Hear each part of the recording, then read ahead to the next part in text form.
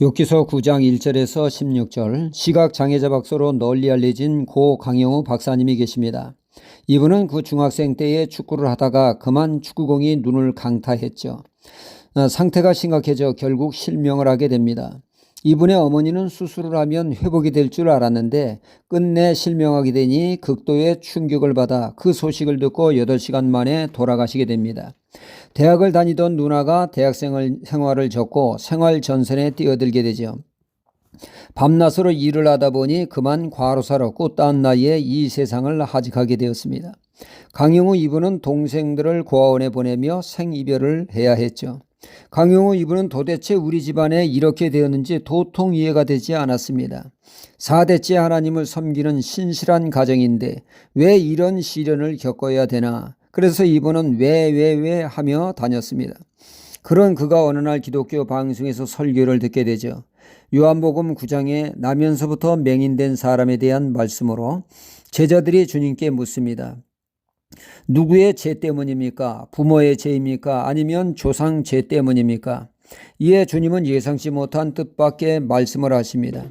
하나님의 영광을 나타내기 위함이라고 말이죠. 이 말씀에 강영우 이분은 비로소 답을 찾게 되었습니다. 그는 깨닫게 되었죠. 소경이 되는 것이 하나님의 영광을 드러내는 것임을 말이죠.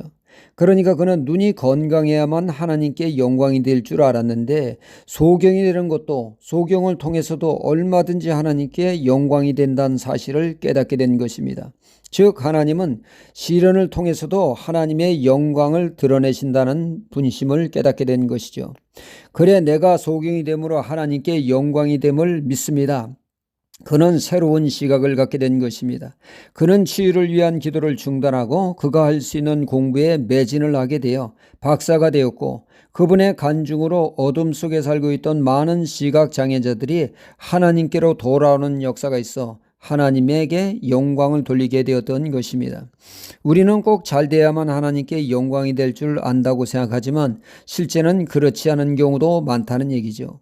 강영우 이분이 그분의 신앙의 출발이 자신과 자신의 가정에 일어난 것으로부터 출발하다 보니까 답을 찾을 수 없어 끝없는 의문 속에서 그는 헤매였던 것입니다.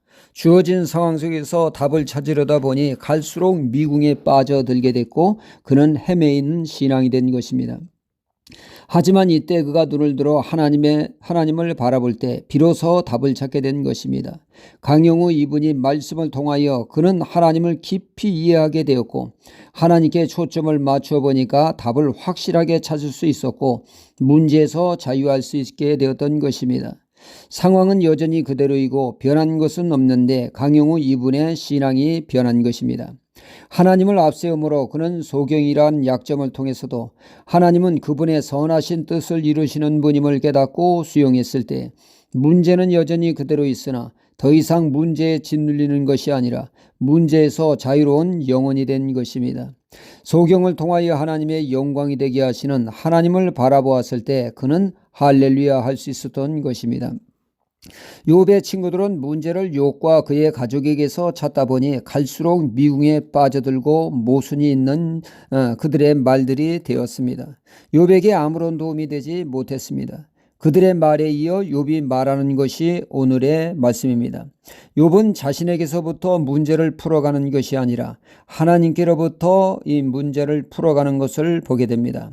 하나님은 어떤 분이신가를 그는 말씀하고 있죠. 하나님은 의로운 분이시며 또한 하나님은 공의의 하나님이시라는 것입니다. 그리고 하나님은 이 우주 만물을 지으신 창조주 하나님임을 선포합니다. 또한 하나님이 이 세상을 그분의 선하신 뜻대로 다스리시는 분임을 말씀하고 있습니다. 하나님은 지혜로우신 분으로 인간이 증명할 수 없는 방법으로 하나님의 선하신 뜻을 이루어가기 위하여 역사하시는 분이라는 것이죠. 하나님은 축복을 통하여도 역사하지만 때로는 우리 인간이 이해할 수 없는 시련을 통해서도 그분의 뜻을 이루어 가신다는 것입니다. 하나님의 초점을 맞춘 신앙은 변함없이 신앙을 이어가게 되어집니다. 하나님을 믿고 신뢰함으로 고통의 때를 인내함으로 묵묵히 신앙의 길, 믿음의 길을 걸어갈 수 있게 한다는 것이죠.